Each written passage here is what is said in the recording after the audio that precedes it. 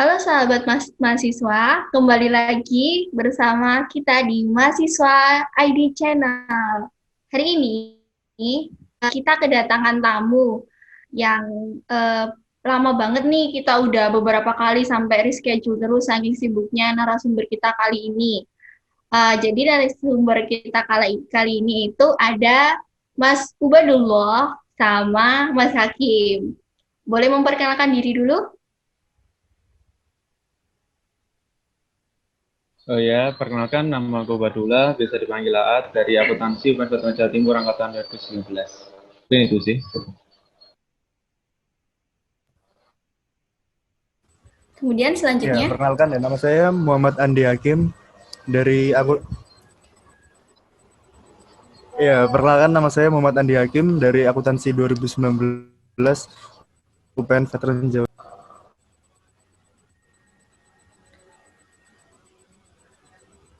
ya nih, Kak, pasti kalau misalnya anak UPN mana sih yang nggak kenal sama Mas Uba dulu sama Mas Hakim ini? Kan ini mereka ini salah satu yang paling berpengaruh ya di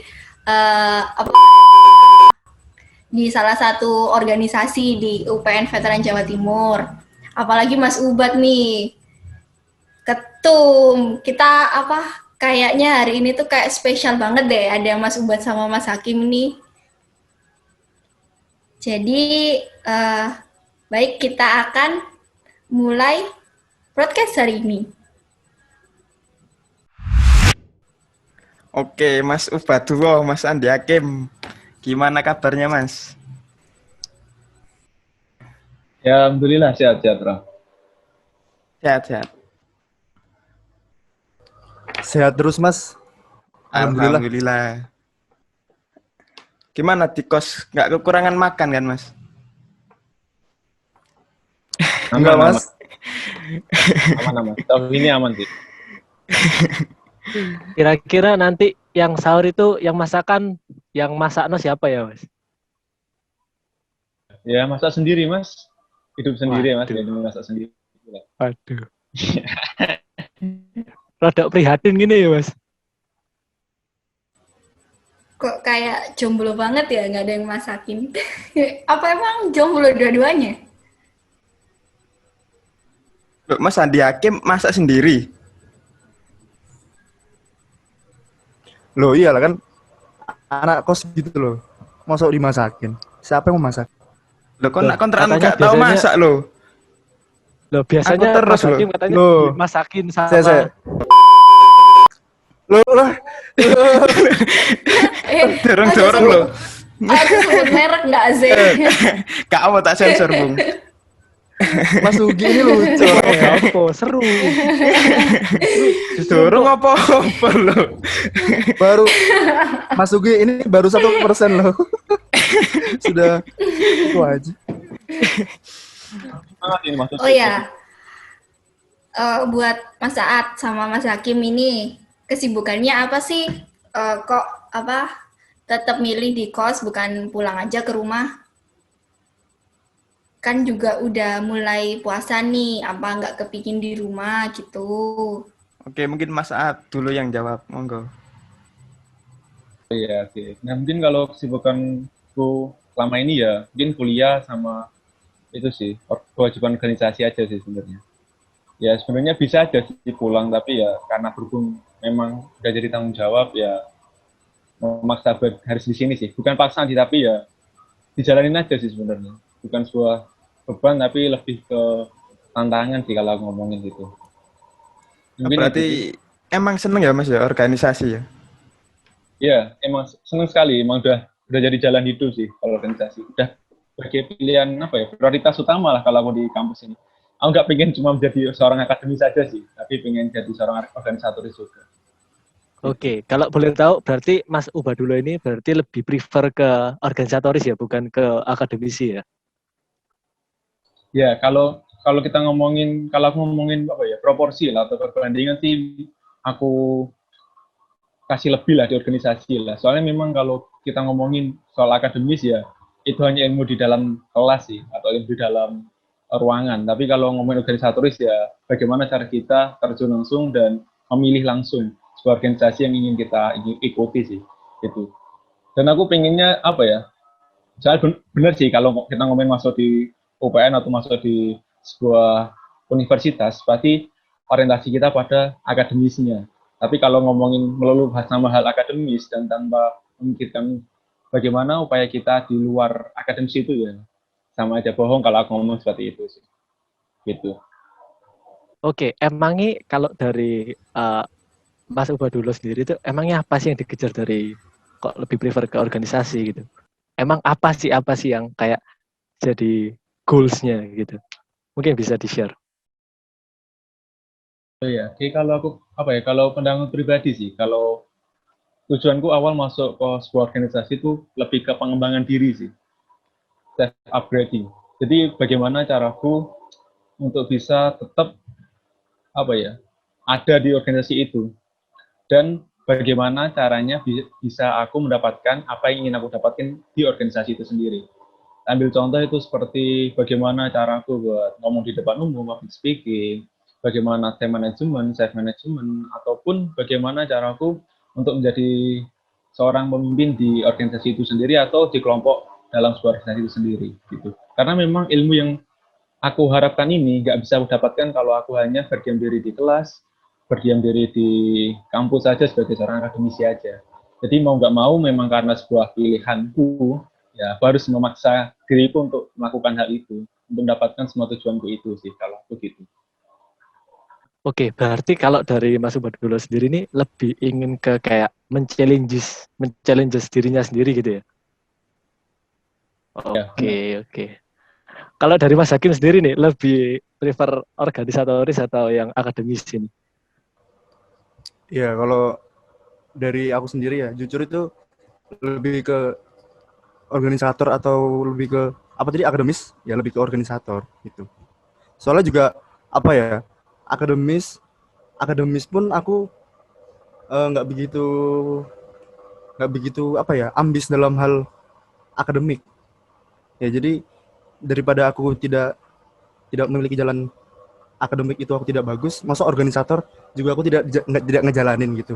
Jadi ya, masuk dua-duanya nggak ada apa ya, nggak ada bagusnya gitu. Gak ada Jadi yang ya, bisa dipilih. nah kalau misalnya suruh milih aku ya lebih milih organisator. Gitu. Ya meskipun ya itu tadi. Nah, Oke, kalau oke. motivasinya Mas Hakim ini gimana untuk ikut organisasi?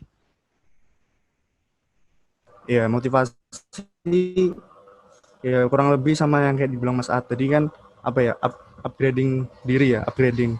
Nah itu ketika kita sudah terjun di organisasi juga pasti pun kita adalah upgrade meskipun sedikit, itu pasti ada upgrade yang ada di diri kita dari sebelumnya. Entah meskipun kita cuma datang rapat ataupun ikut rapat, itu kan kita melihat gambaran di situ seperti apa di sana ketimbang kita hanya berdiam diri di kos.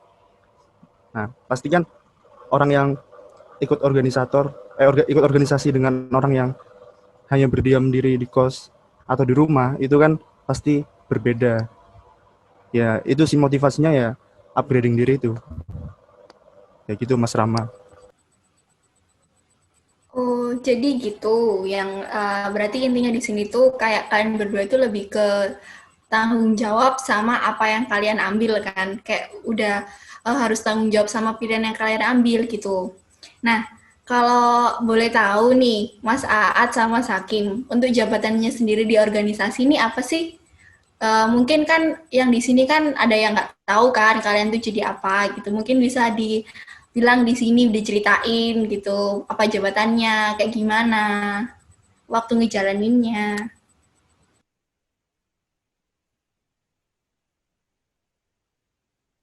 Ya mungkin kalau ngomongin seorang apa ya, jabatan mungkin aku nggak terlalu apa ya, nggak terlalu hebat sih kalau di sebuah organisasi ya. Mungkin ya cukup menjadi pengurus dalam sebuah organisasi di lingkungan universitas gue sih. Nggak nggak nggak punya jabatan yang terlalu tinggi lah dalam organisasi itu. Oh ya mungkin aku pengen nambahin sih kayak kenapa tadi aku pilih organisatoris gitu dan awal yang statement awalku tuh. Tapi memang kalau kita udah memilih organisatoris dan udah memilih menjadi seorang organisator, kita tetap nggak bisa melupakan bagaimana kewajiban kita sebagai seorang mahasiswa.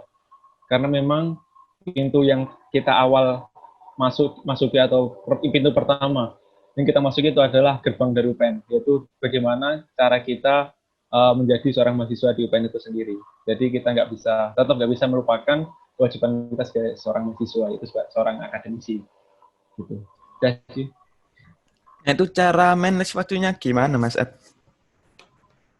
iya gimana? Cara nge-manage waktu. Kalau ngomongin tentang manajemen waktu ya pasti kita bicara tentang skala prioritas sih kalau aku ngomongin. Sebenarnya kita di satu hari itu ada 24 jam ya. Ini aku ceritakan bagaimana caraku sendiri, upayaku sendiri. Sebenarnya kalau ngomongin membagi waktu antara aku sebagai seorang akademis dan aku sebagai seorang organisatoris, itu bagaimana cara kita membagi 24 jam itu ke dalam dua dunia itu. Nah, sebenarnya kalau kita ngomongin akademis kan udah jelas sih, kapan jadwal kita kuliah, kapan jadwal kita mengumpulkan tugas atau deadline maksimal mengerjakan tugas. Dan di organisatoris pun, itu pun juga sudah jelas jadwalnya. Kapan kita harus mengurus masalah organisasi ini, kapan kita harus rapat, dan kapan kita harus ada di sebuah organisasi itu sendiri. Jadi ketika aku sudah tahu, saya kira di hari itu ada kegiatan apa-apa aja, tinggal bagaimana caraku untuk memetakan atau mengelompokkan mana yang harus dilakukan dan mendesak, dan mana yang kurang mendesak. Dan setelahnya baru aku organisasikan dan aku buat sebuah planning atau timetable, yaitu sekitar antara jam ini sampai jam segini aku ngapain, dan setelahnya aku ngapain. Jadi seperti itu sih kalau aku. Soalnya memang pun urusan organisasi dan urusan akademis pun udah jelas semua apa aja agendanya, jam berapa aja agendanya. Jadi upaya pengaturan pun juga udah jelas juga. Itu sih kalau pandanganku pribadi. Jadi nggak ada alasan untuk nggak bisa bagi waktu atau sebagainya, itu nggak ada berarti ya, Mas? Ya kalau aku ngomongin di luar acara yang benar-benar mendadak dan mendesak, itu nggak ada alasan kalau menurutku pribadi. Ya bagaimana cara kita mengelompokkan atau memetakan kegiatan kita di hari itu sih, di luar agenda-agenda yang mendesak. Beda lagi ya apabila mungkin di satu hari itu kita ada benar-benar acara yang mendesak dan sangat mendadak, dan dipaksa untuk harus ada di posisi itu atau keadaan itu. Nah, tinggal bagaimana cara kita membuat sebuah alternatif B atau plan B lah, untuk memetakan ulang kegiatan yang belum terlaksana dan mungkin tertunda untuk dilaksanakan. Itu sih. Oke, kan dari tadi kita udah dapet jawaban nih dari Mas Saad. Kalau dari Mas Hakim, gimana nih? Mas Hakim? Ayo, ini pertanyaan apa dulu, Sol? Bisa diulangin deh. Jadi pertanyaannya itu tadi tuh jabatannya itu di organisasi itu apa, terus gimana ceritain tentang peranmu di situ di organisasi, sama cara manage waktumu yang baik untuk organisasi dan akademismu gitu. Iya, kalau kita ngomongin jabatan, boleh ya jabatan disebut? Boleh ya? Ya, kalau misalnya jabatan, ya pokoknya adalah jabatan di pengurus, ada salah satu aku di jabatan itu. Terus juga kalau misalkan apa tadi Sol, ini ya time management ya, antara akademisi dan organisasi. Nah, kalau misalkan organisasi dan akademisi itu kan sudah ya gimana ya, kurang lebih ya sama kayak Mas Aad bilang tadi. Ya, organisasi sudah ada jadwalnya begini, akademisi juga sudah ada jadwalnya begini. Jadi ya kita tinggal skala prioritas yang seperti Mas Aad tadi bilang, skala prioritasnya itu seperti apa, dan prioritas pada saat itu lebih diprioritaskan yang mana. Ya kita kan pasti sudah paham karena kita sudah mengerti juga akan hal prioritas dan skala prioritas.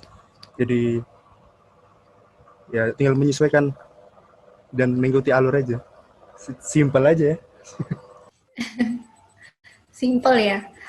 Gini nih, kalau semisal ya kalian itu dihadapkan di mana di situ tuh ada rapat penting di organisasi, dan saat itu juga kalian tuh ada mungkin UTS atau UAS. Kalian lebih pilih mana? Soalnya kan dari jawaban kalian tadi, kalian tuh kayak lebih ke organisasi, sedangkan tanggung jawab utama kalian sebenarnya kan di sini kan mahasiswa toh, gitu. Gimana? Kalian lebih pilih yang mana? Atau gimana cara memanage-nya kalau misalnya hal itu terjadi? Iya, mungkin aku dulu yang mencoba menjawab ya.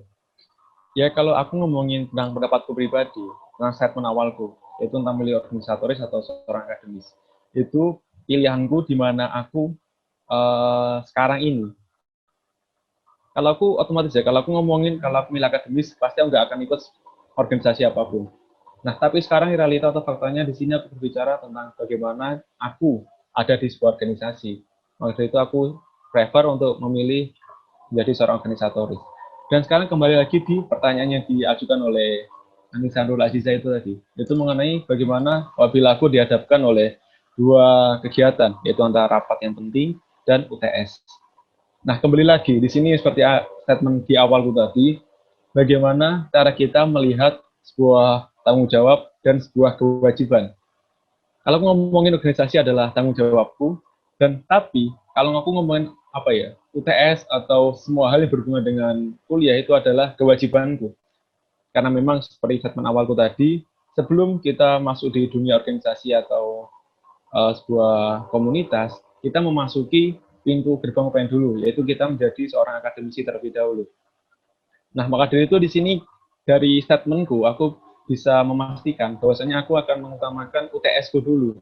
Karena memang benar, kalau UTS pun aku nggak bisa diwakilkan, dan aku nggak bisa mereschedule dengan seenaknya aja, kan, benar kan?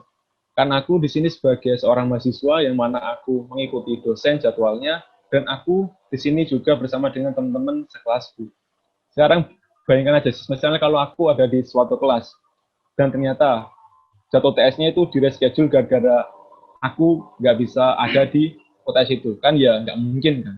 Maka itu kan kita sebagai seorang minoritas, kita harus mengikuti mayoritas di kelas itu. Akan tetapi kembali lagi, kita melihat dalam hal segi tanggung jawab kita, tentunya kita nggak bisa meninggalkan tanggung jawab itu semata-mata karena kita mengambil sebuah kewajiban kita. Nah, tetapi di sini kita bisa mengupayakan SDM atau teman-teman kita yang ada di organisasi itu sendiri. Katakanlah, mungkin kita bisa minta tolong untuk teman-teman kita yang bisa menghandle atau bisa mengambil alih kontrol di rapat itu sendiri. Nah, setelahnya kita bisa saling koordinasi dan bisa saling komunikasi antara aku dan orang yang menghandle itu tadi. Sehingga apapun yang ada di rapat itu aku pun bisa mendapatkan informasi dan bisa mengetahui perkembangan antara rapat di awal sampai perkembangan di rapat akhir itu sendiri. Dan kewajibanku sebagai seorang mahasiswa itu nggak akan keteteran atau nggak akan keteledoran. Seperti itu kalau pandangan pribadi. Jadi tinggal bagaimana cara kita melihat kondisi di hari itu. Dan bagaimana melihat posisi kita. Dan realita atau fakta di mana kita berada, seperti itu sih kalau cukup sih. Jadi gini, buat jawabannya Mas Aat tadi ya benar sih. Kalau kita kan emang harus lebih milih untuk jadi mahasiswa, maksudnya ke akademis. Jadi kan emang tanggung jawab pertama kita kan juga akademis, karena di akademis tuh kita nggak bisa diwakilkan karena kita tuh sendiri-sendiri gitu. Nah, kalau jawaban dari Mas Hakim sendiri gimana ya? Oh ya. Sebelum ke jawaban, ini seperti ini ya, interview kerja. Kalau santai loh padalan Mas Hakim. Oh ya. Santai kan. Kalau disuruh milih saat ada UTS atau rapat ya. Ya, kalau aku jujur lebih ke UTS dulu baru itu ke rapat. Udah itu aja sih jawabanku simple, tidak panjang-panjang seperti Mas A tadi. Oke. Apa tadi, UTS dulu apa rapat dulu, Mas? UTS dulu Mas Ram. Kan UTS dulu. Tanggung jawab mahasiswa juga nomor satu pasti lebih ke akademis, meskipun kitanya ada yang lebih memilih organisator. Tapi tanggung jawab pertama mahasiswa kan adalah di akademik itu. Ya, seperti itu.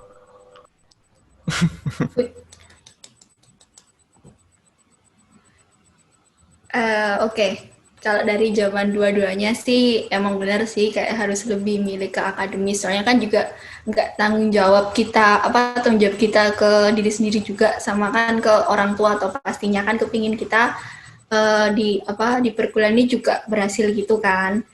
Nah, untuk selanjutnya kalau kan dari tadi udah ngomongin nih masalah organisasi ini. Nah, keuntungan yang kalian dapat dari organisasi ini tuh apa sih menurut kalian kok sampai segininya gitu loh, sampai mau banget gitu buat kan bisa dibilang kan kayak repot-repot gitu kan ngurusin organisasi kok mau gitu. Emang untungnya sendiri buat masing-masing dari kalian tuh apa sih?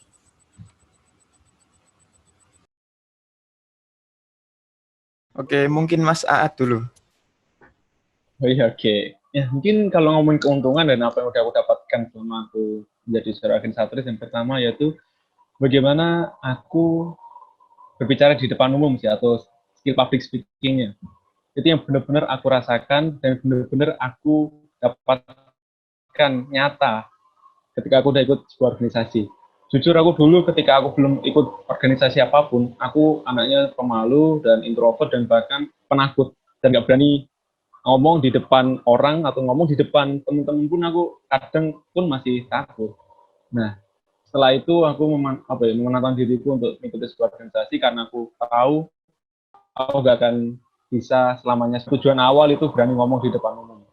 Mungkin meskipun aku udah merasa udah mendapatkan skill public speakingku, tetap harus aku asah, tetap harus aku upgrade bagaimana caranya ngomong di depan umum agar orang yang mendengarku itu bisa paham dan bisa tertarik ketika aku ngomong di depan umum. Karena memang hal yang paling sulit itu adalah menarik perhatian audiens sih kalau aku ngomong-ngomong public speaking di depan umum itu.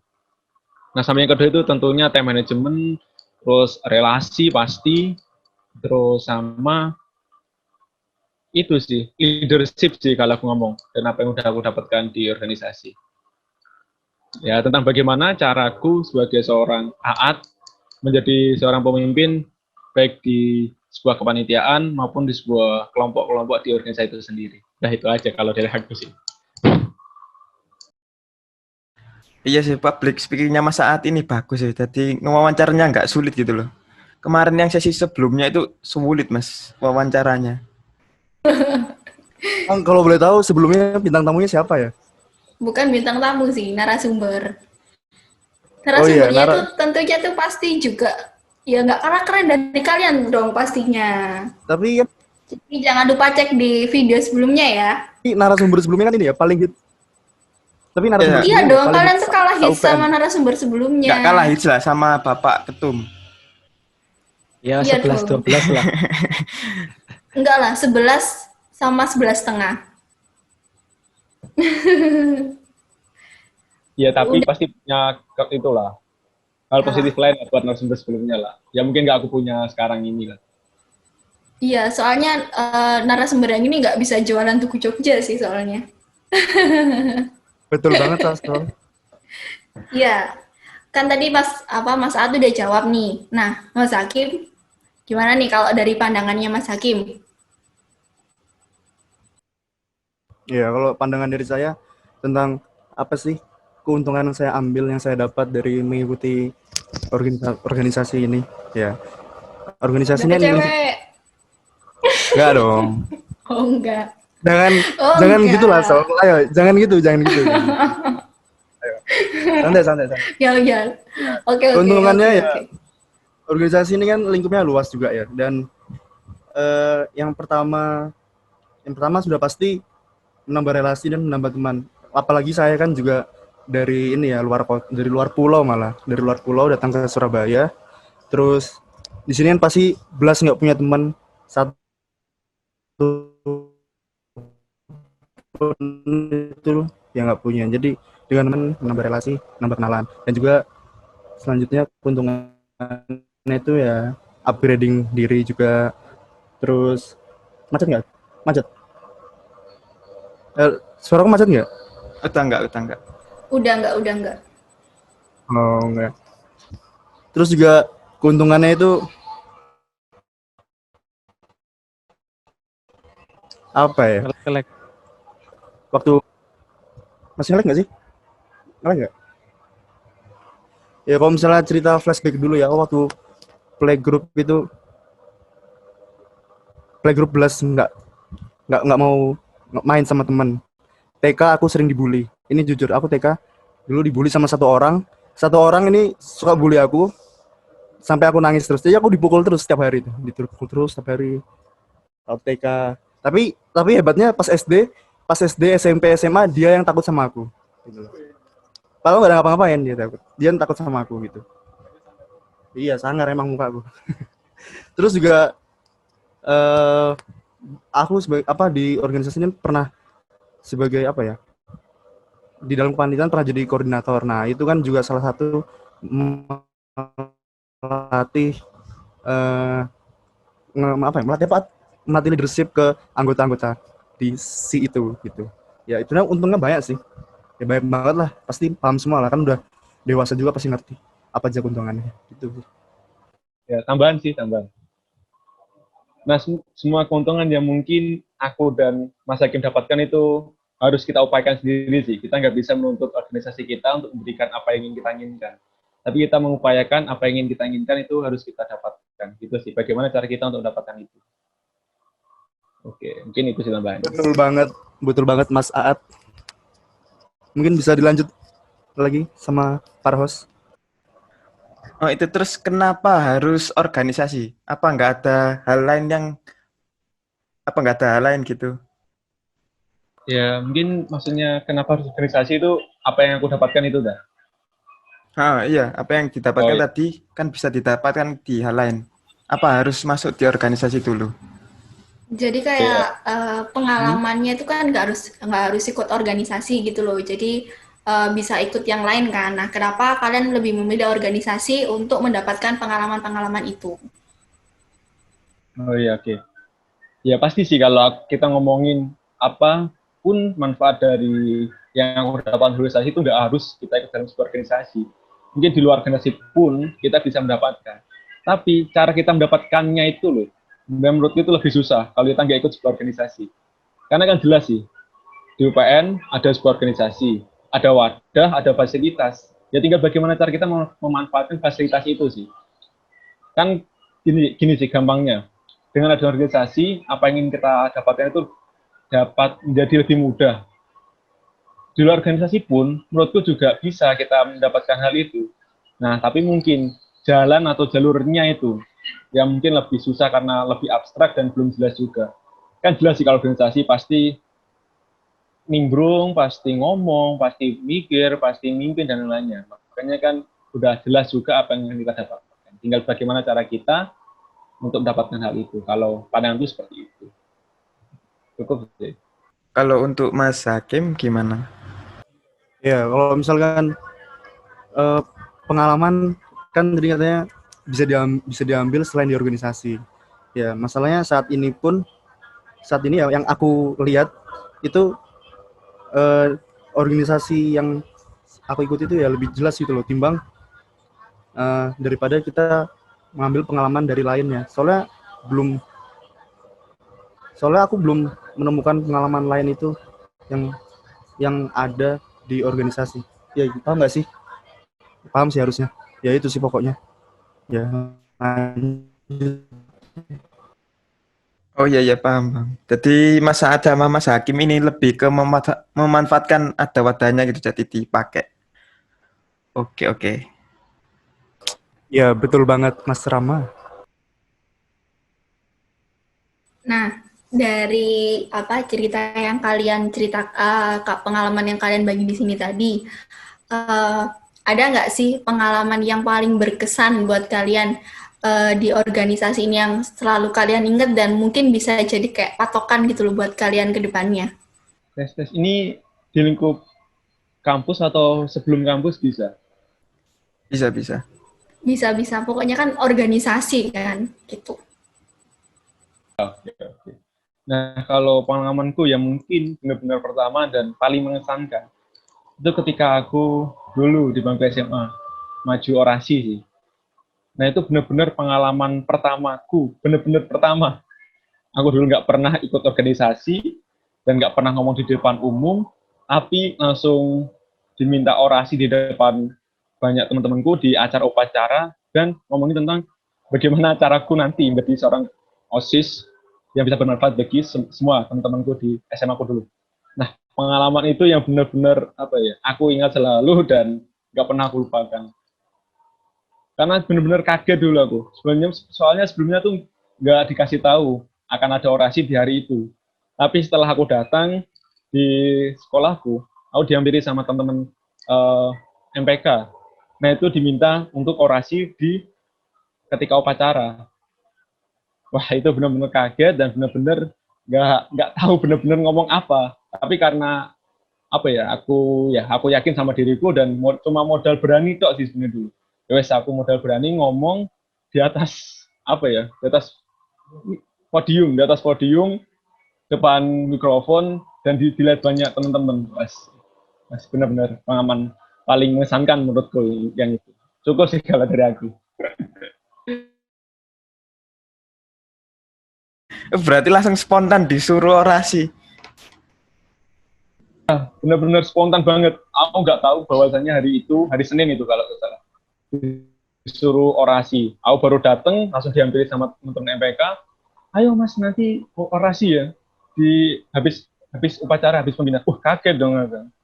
Terus ya karena memang udah agak bisa ditolak, karena waktunya pun mendadak, ya udah. Cuma modal berani, langsung berdiri, ngomong gitu aja. Nggak entah itu ngomongku masuk, ngawur, ngelindur, atau apapun itu, ya penting berani sih lah dulu aku pikir. Oke. Berarti saat itu benar-benar kaget ya buat Mas Ahat ini.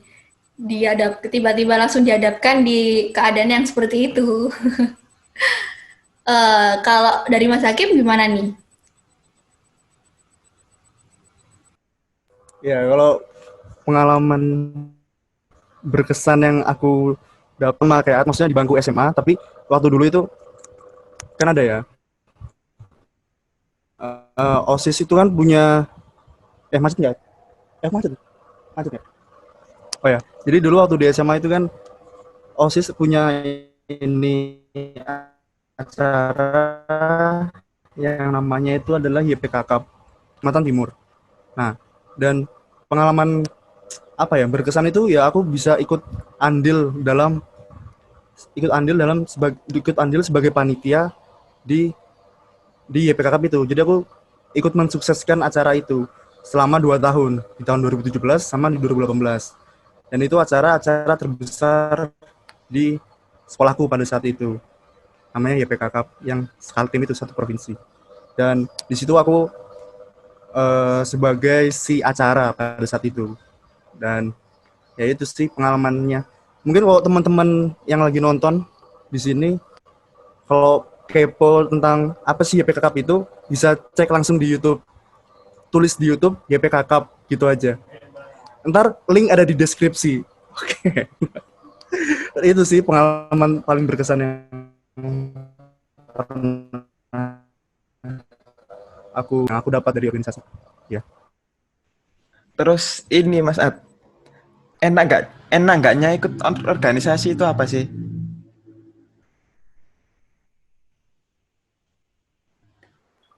Oke ya, kalau ngomongin enak enggaknya sih jelas ya. Enaknya kita dapat apa yang udah aku sebutkan tadi, manfaat organisasi.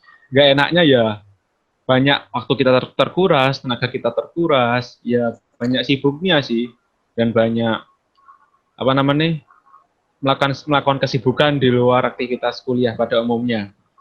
Nah tapi itu sudah terbayarkan dengan apa yang aku dapatkan ketika aku masuk di organisasi itu sendiri. Jadi ya 50-50 sih sebenarnya kalau ngomongin baik buruknya dalam organisasi. Gitu sih kalau pandangan. Berarti emang worth it ya ikut organisasi? Ya benar, worth it banget kalau kita bisa mengupayakan untuk mendapatkan apa yang kita. Nah, kalau memang sebaik itu ya ikut organisasi, nggak mungkin kan kalau misalnya sesuatu itu nggak ada plus minusnya kan. Nah, pastinya kalian pernah kan dihadapin satu masalah di perkuliahan akademis nih. Nah, pastinya ada apa kayak gimana sih contoh masalah itu? Boleh diceritain nggak? Jadi kayak masalah yang timbul karena kalian itu lebih fokus ke organisasi gitu. Oke, mungkin kalau masalah itu ya masa dari aku pribadi sih sebenarnya. Kalau aku ngomongin, aku udah mengambil waktu, udah mengambil sebuah tanggung jawab di sebuah organisasi, pasti ada suatu masa di mana aku apa namanya capek ya, lah capek ataupun eh, itu apa namanya ya capek lah intinya lah. Nah ketika aku capek itu aku pernah eh, ada satu kelas itu bahkan aku nggak mendengarkan sama sekali karena aku terlalu capek dan aku terlalu susah ya. Tapi bagaimana tugasku sebagai seorang mahasiswa setelahnya aku baru minta minta diajari teman-temanku yang mungkin udah paham di materi itu. Hingga bagaimana mengejar ketinggalanku sih.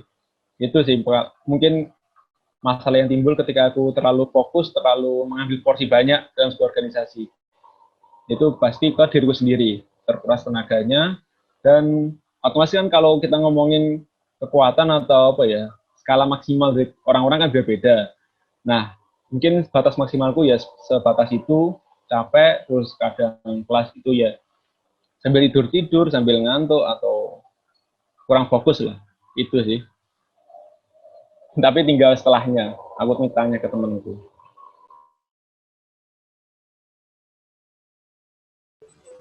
Kalau Mas Hakim? Oh ya, kalau dari aku,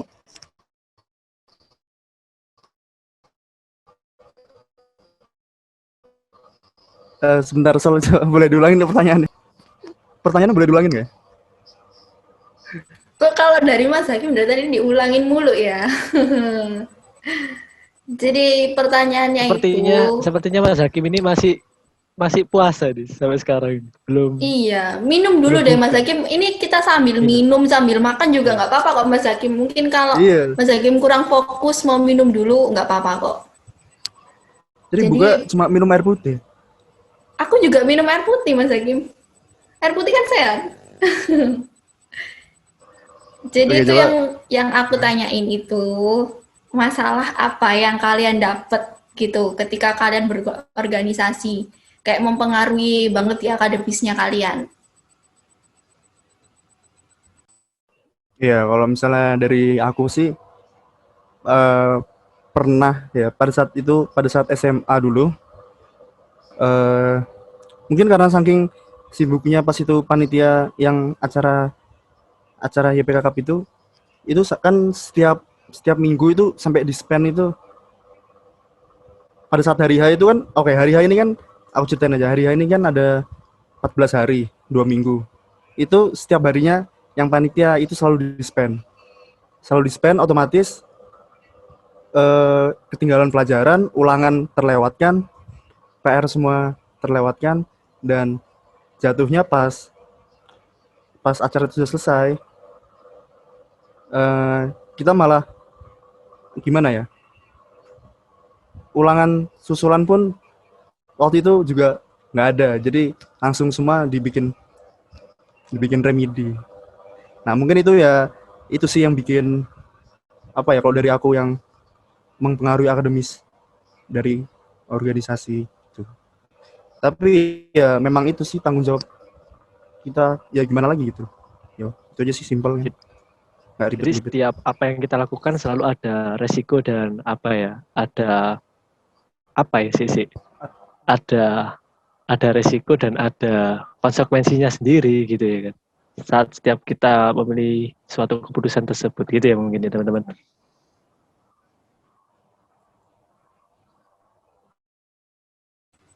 Iya dong, pastinya kalau misalnya kita udah ambil keputusan apa itu pasti nggak semuanya itu positif gitu yang dari yang kita dapat di situ gitu.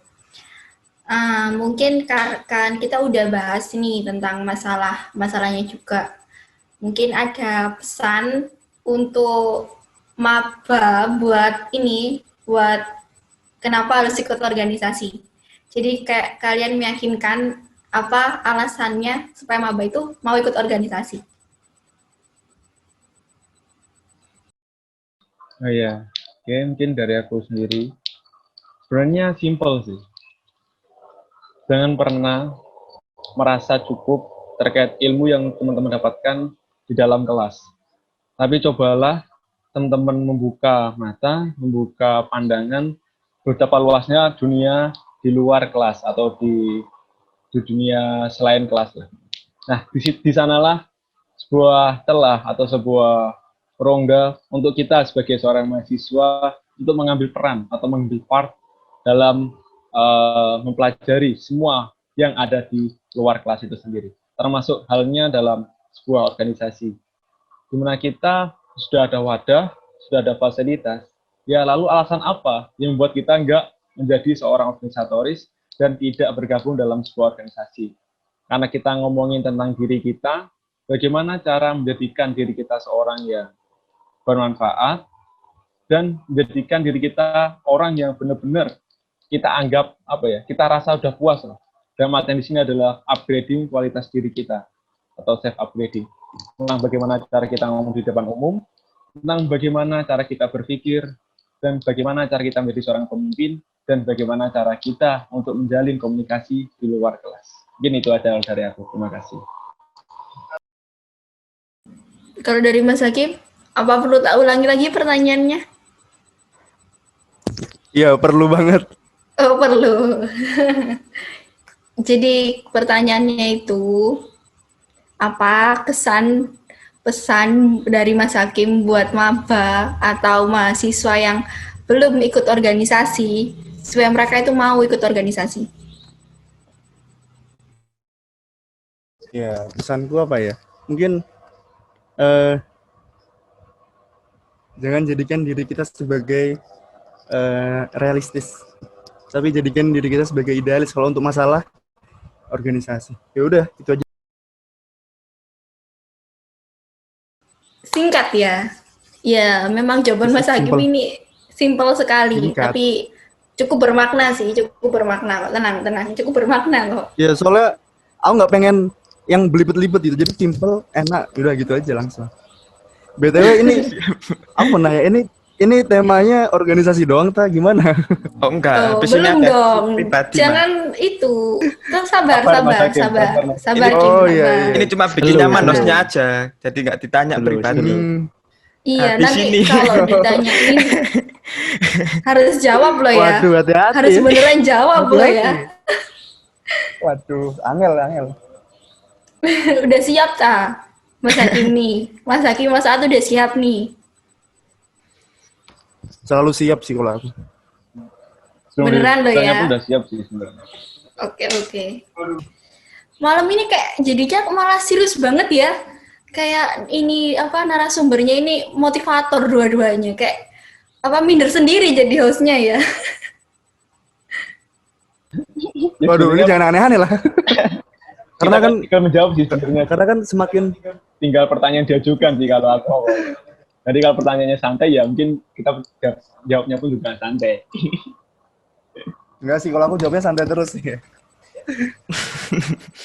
Oke, tak mulai lah ya, pertanyaan pribadi. Iyalah, dari tadi kan kita udah ngomongin Ngeri, masalah ngeri, organisasi, terus kan pasti yang nonton channel ini juga kan kepingin toh mengenal nih Mas Hakim sama Mas Atu kayak gimana gitu. Jadi bolehlah, ayo Mas Rama mungkin bisa dimulai nih sesi yang mungkin sedikit bikin deg-degan. Tapi pasti banyak yang pengen tahu nih di sini gitu. Yuk. Nah, ini kan Mas Saad sama Mas Hakim ini kan sosok yang kuat ya, yang pengaruhnya besar terhadap organisasi. Nah, ada nggak sih sosok pendamping sosok kuat tersebut? Bisa dijawab Mas Aad dulu mungkin. Ya mungkin kalau ngomongin pendamping ya